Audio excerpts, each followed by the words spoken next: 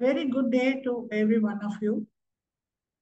I am Dr. Uma, Associate Professor, Department of Anesthesiology at Karpagavinayaga Institute of Medical Sciences and Research Center, Maduranthagam, Tamil Nadu. At the outset, I would like to thank Professor Dr. Edward Johnson and his team of doctors of Online Anesthesia Forum for giving me this wonderful opportunity.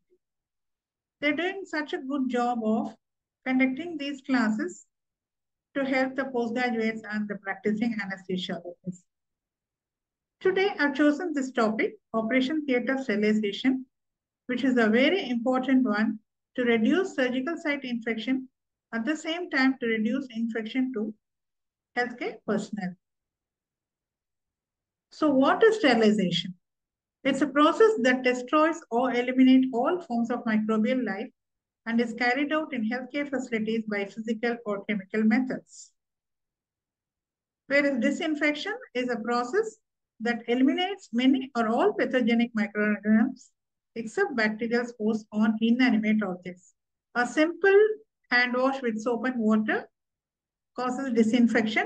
Most of the bacteria and pathogens will be eliminated if done correctly.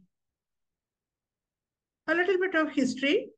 Even in Bible, in the book of Leviticus, there are 4 chapters where code of hygiene is mentioned, and they were very much aware of quarantine for contagious diseases, how the infection can be prevented from spreading.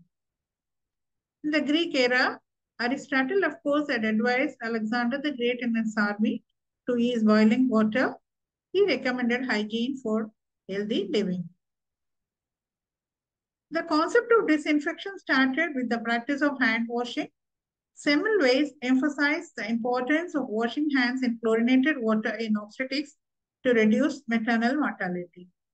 Florence Nightingale, we all know, she insisted that the very first requirement in hospitals is that do no harm to the patients. And of course, we all know Joseph Lister. He first identified the airborne bacteria. He used carbolic acid spray in surgical areas to reduce infections. In 1880, Johnson & Johnson Company introduced the antiseptic surgical dressings.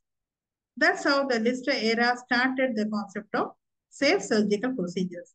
In this picture, you can see the first ever sprayer, which was used by Joseph Lister for carbolic acid spray. The carbolic acid decontamination reduced the incidence of hospital-acquired infections, thereby reducing morbidity and mortality. So why is this sterilization needed at all? We all will think we are using all disposable equipment. So where from infection is going to come? Let's see. More and more of at-risk patients are being operated nowadays.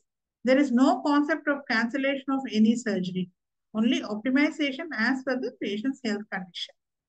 So there are 2 important factors. One is to prevent surgical site infection. The other is to prevent infections to the healthcare workers, doctors, nurses, and all the OT technicians, everyone who is going to attend to the patient during surgery. So the surgical site infection is the second common cause of hospital-acquired infections. It happens in 5% of patients, which is a large number, but it is preventable. So where from the bacteria or virus will come to cause infection? The source can be endogenous, from patient's skin, mucous membrane, and hollow viscera. Exogenous, from operating room environment, surgical personnel, air, instruments, and equipment like implants and prosthetic devices, if they are not sterilized properly. By sterilization, major part of this exogenous infection can be controlled to reduce morbidity and mortality. So what are the basic principles then? First, patient care, then theatre care, and care of theatre person. The patient care, to reduce infection, the parts are prepared properly, antibiotics are given at the stipulated time, and sepsis is prevented in invasive procedure like IV line, central venous cannulation, bladder catheterization, wound dressing, whatever is done in the ward, which is done in a proper sterile way. Follow the protocols strictly. That is very, very important. Then in the theatre care, overall OR, how it is maintained, how the equipment are maintained, how the instruments are sterilized. Care of theatre personnel by wearing scrubs, personal protection equipment, proper hand washing, following the standard protocol without fail. So, first of all, the basic principles of cleaning, disinfection and sterilization is followed meticulously in the operation theatre.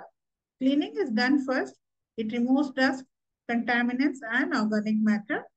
Disinfection is done, which reduces the number of microbes. Then sterilization is absolute, which removes microbes and spores. For this, let's start right from the OT infrastructure. As we all know, the OT complex is divided into 4 areas, color-coded for ease identification, yellow, green, red, and the disposable area. The first area is protective area, reception, waiting, trolley bay, changing room, stores, record room, and classroom. Clean area is pre-op area, post-op area, staff lounge, sterile set room. In this area, from the sterile area, people can enter in their scrubs, but outsiders are never allowed there. Sterile area is operation theatre, scrub room, and procedure room. And disposal area is dirty utility, disposal area, corridor leading to disposal zone. Next is the operating room design. Nowadays, all the hospitals have most of the OTs as modular OT. This is actually, they say, seamless skirting. There are no crevices. There are no joining of walls, wherein the bacteria can be multiplied. So it should be especially for ortho, neuro, cardiothoracic and transplant OT. The airflow is laminar, as you can see in the picture, which is a plenum diffuser. The airflow is laminar directly onto the operation table, and the horizontal and vertical airflow along with antibiotics reduces the surgical site infection. All the operation rooms have to have sliding doors, limit personnel inside the room. Clean cases like joint replacement surgery should be done as a first case. Enter the operation theatre in sterile scrubs. Use personal protection equipment as advised and follow the standard protocols correctly. Now, next is air conditioning. Controlled air conditioning with the positive air pressure systems. HEPA filter of 0.3 micron size to be used. Seamless skirting of floors and walls. This is what is in the modular OT, as I already told. Closed shelves with limited access. This is very important. Then hanging dongles for air pipes and shelves for monitor. This means all these air pipes is not on the floor. Everybody moving around will be moving on that. There will be a lot of dust collecting, and there are a lot of bacteria and viruses can collect over that. All that is prevented if they are in hanging dongles. Air filter has to be cleaned regularly, and the filter has to be 5 to 10 micron size. Then what is this negative pressure war concept? It was there in septic OT and in isolation rooms. There was a resurgence of this in COVID times. The basic idea is the negative pressure is maintained inside the OT so that any microorganism is not blown out by the positive airflow. That was the idea. And the outdoor air inlets, it was not located near the potential contaminated source like lab exhaust or parking area. When we think about this negative pressure war concept, at the same time think that window and split AC should not be used at all. They recirculate air and have areas that cannot be seen.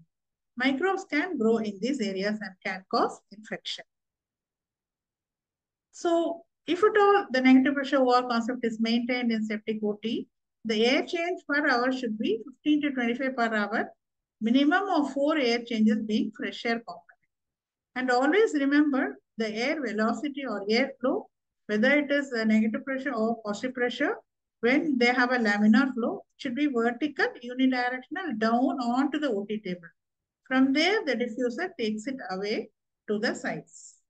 The ambient temperature to be maintained 20 to 23 degrees Celsius, relative humidity of 30 to 60%.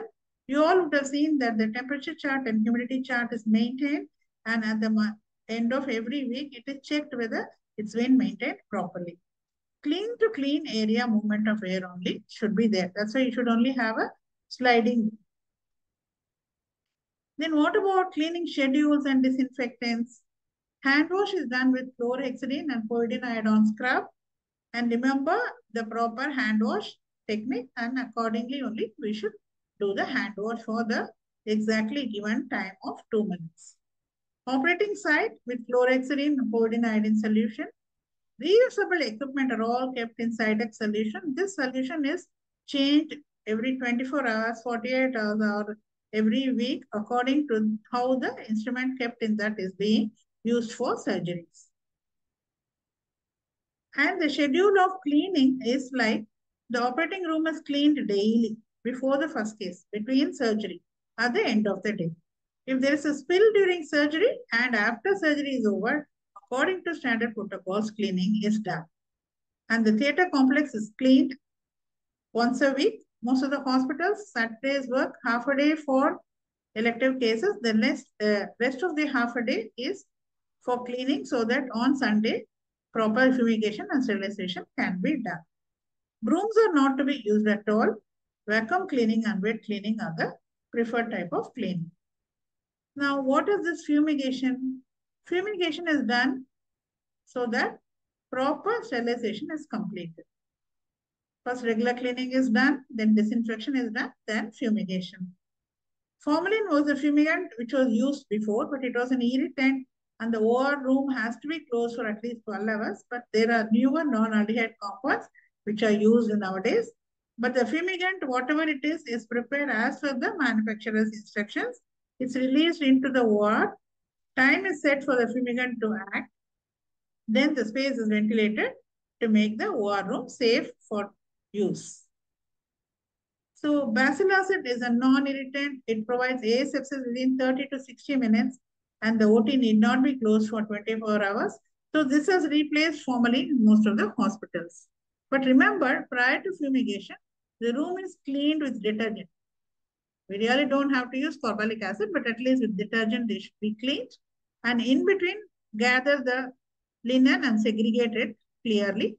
Wash the instruments and dispose the disposables. Clean the floor around the OT table. Disinfect the work surfaces and then fumigate. This is very important. What are the other newer fumigants? Vercon, which is virucidal and fungicidal. There is ultrasol, which is a non-glutaraldehyde compound, which is sodium percarbonate peroxyhydrate. This is what is used at our hospital. After using this fumigant, we don't have to keep the OR closed for 12 hours. If we close it for 4 hours, that's more than enough. Envodil is silver nitrate and hydrogen peroxide combination. It's marketed as environment-friendly, non-toxic, and rapidly acting fumigant. We have not used it, so I'm not very much sure about how good it is. What about anesthesia equipment? For the pipelines, outside the OT, all the pipelines are cleaned and disinfected once in 6 months or 1 year, according to installer protocol.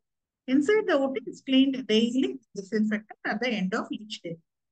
For every patient, change the linen on the workstation or Boyle's machine. Always use personal protection equipment. Be conscious of needle stick injury. If it happens, immediately wash with water, report the incident, then follow the standard protocol of treatment. Don't ever forget that. Change syringes after every case. Use disposables whenever possible. Sterilize reusables properly. Most of the hospitals have ETO sterilization plans so that we can sterilize the reusables, but it has to be done properly according to the protocol. Never ever go away from the protocols. And this sterilization, whatever is done, has to be maintained, is it not?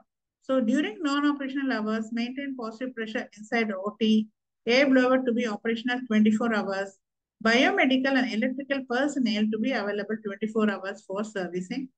Cleaning of filters are done every 15 days and get validation as per ISO standards. Air particulate count, temperature and humidity chart maintained as mandatory, and swab taking and reporting by microbiology department standards. This swab taking is done once a week, and if any bacteria or any colony are grown, accordingly, ward has to be cleaned, fumigated, and then the swab has to be repeated. Staph aureus, Enterobacteria, Pseudomonas, and Aspergillus should never be detected. And the National Institute for Occupational Safety and Prevention 2009 guidelines are followed to prevent infection. So where from all these swabs will be taken?